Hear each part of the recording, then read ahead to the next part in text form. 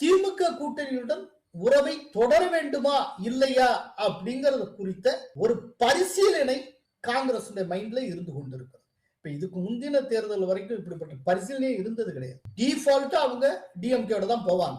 அதுல செகண்ட் தாட்டுக்கு இடம் கிடையாது. ஆனால் இன்னைக்கு ஒரு செகண்ட் தாட் இருக்கு, டிஎம்கேட போகலாமா வேண்டாமா. அதுவே ரொம்ப பெரிய விஷயம். அதுக்கு காரணம் விஜய்ங்கிற ஒரு புது அவென்யூ கிடைச்சிருக்கு. இந்த சூழ்நிலையில காங்கிரசுக்கு ரெண்டு விதமான ஹோப் இருக்கு. ஒன்னு, கேரளத்துல நம்ம ஆட்சியை கைப்பற்றி விடுவோம், இன்னொன்று பாண்டிச்சேரியில அநேகமா ஆட்சியை பிடிச்சிருவோம் அப்படின்னு அவங்க நினைக்கிறாங்க. அப்படிங்கிறப்போ இந்த தமிழ்நாட்டுல அவங்களுக்கு என்ன ஸ்டேக் இருக்கு? தமிழ்நாட்டுல ஒன்னும் அவங்க ஆட்சியை பிடிச்சிட போறது இல்ல. இதுக்கு 10 சீட்டுக்கோ 15 சீட்டுக்கோ இப்படி அப்படிமா போயிட்டு வர போறாங்க. அவ்வளவுதான், ஒரு 20 சீட்டு கெஞ்சிட்டு இருக்க போறாங்க.